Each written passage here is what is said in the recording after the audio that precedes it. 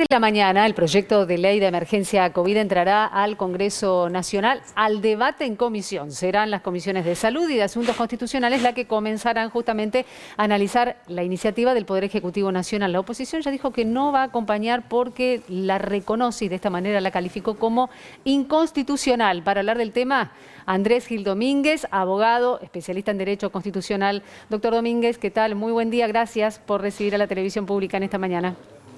Muy buenos días, ¿cómo están ustedes?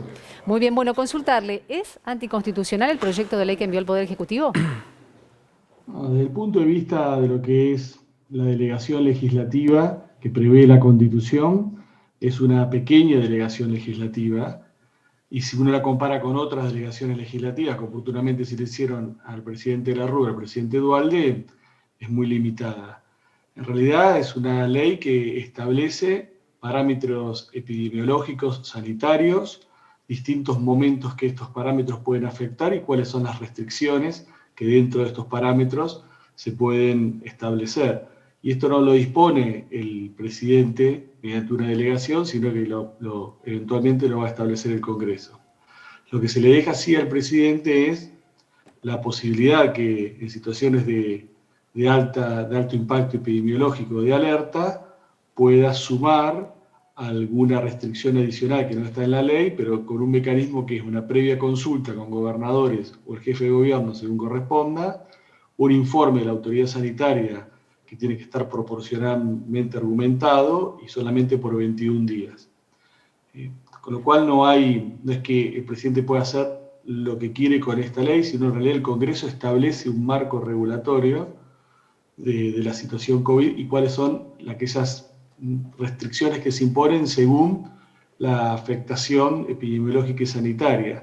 Doctor Gil Y hay Domínguez. mecanismos de consulta con gobernadores y jefes de gobierno. Igual, es como todo proyecto de ley, es perfectible y hace falta acordar con la oposición, si quizás cierta terminología, si los gobernadores no son delegados del Estado federal, si no son agentes naturales, que en una relación de subordinación con el Estado federal tienen que hacer cumplir la Constitución y las leyes que dicte el Congreso, o establecer de forma más cierta un plazo que implícitamente establece la ley, que es hasta el 31 de diciembre de 2021.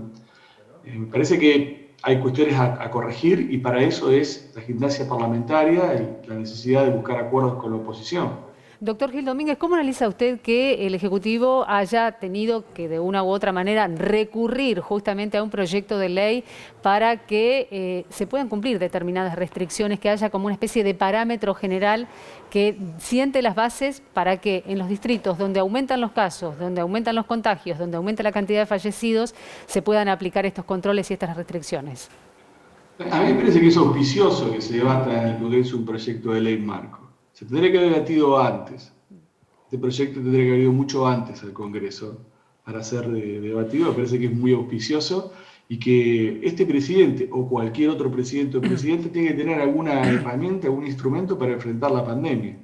Y que en vez de gastarse cada 15 días o 3 semanas dictando decretos de necesidad y urgencia, que hacía que asumiese en soledad toda la responsabilidad política y los efectos epidemiológicos y sanitarios de la pandemia, un proyecto de estas características que federaliza la necesidad de tomar medidas, porque si se pasa en una provincia de una fase 1 a una fase 2, bueno, el gobernador tendrá que responder por qué no tomó las medidas necesarias para no tener que limitar o restringir más actividades.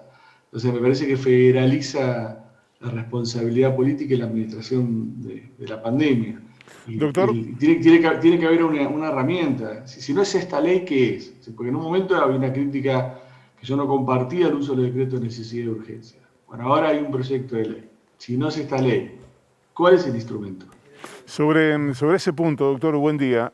Parece haber como una contradicción emanada del propio Poder Judicial. Hace algunos días hubo un fallo que emplazaba al Ejecutivo y al Congreso, en el término de 15 días, sancionar una ley como esta, más o menos parecida.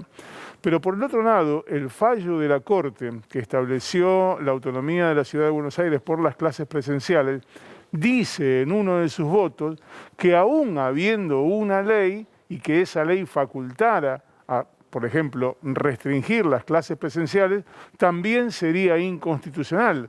Desde el Poder Judicial le piden, por un lado, que sancione una ley, pero por otro lado, la Corte le advierte que esa ley es inconstitucional.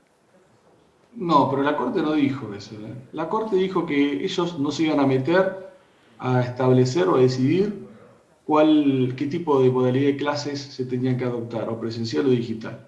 Ellos dijeron que ellos no se iban a meter porque no estaban habilitados para hacerlo. Lo que establecieron fue una distribución de competencias.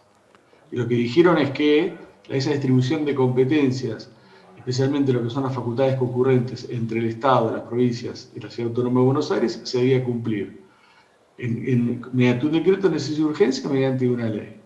Y creo que acá se acerca bastante este proyecto de ley, lo propuesto por la Corte Suprema. Para mí, yo sigo considerando que si en una situación de alarma epidemiológica se van a seguir manteniendo la posibilidad de ciertas actividades de 6 de la mañana a 8, a 7, y las clases no pueden ser presenciales, esa limitación tan intensa y absoluta del derecho a la educación es inconstitucional. Está bien, pero yo le reformulo la pregunta, como le gusta decir a los abogados. Si en el caso de que la ley dijera que el gobierno federal, el gobierno nacional, está facultado para resolver ante qué situaciones puede restringir las clases presenciales, el fallo de la Corte que reivindica a ultranza la autonomía de la Ciudad de Buenos Aires en ese punto en particular, ¿no estaría una contradicción entre la ley y lo que dijo el fallo de la Corte? No, porque lo que está sucediendo acá no es que el presidente resuelve por sí mismo. Es la ley, el Congreso, en el texto de la ley, la que establece. Si tenés ciertos indicadores, tenés estas restricciones. Si tenés otros indicadores, tenés estas restricciones. No es el presidente el que resuelve cuándo ni cómo, es el Congreso a través de una ley. Bien. Y lo único que le dan al presidente es una pequeña delegación en situaciones de alta intensidad epidemiológica o de alerta epidemiológica, puede sumar alguna restricción adicional que no esté en la ley. Esto es la delegación. Pero para hacerlo tiene que consultar con el gobernador o el jefe de gobierno según corresponda, el territorio donde se va a tomar la decisión, tiene que haber un informe previo de la autoridad sanitaria debidamente proporcionado y fundamentado, y esa restricción adicional solo dura 21 días.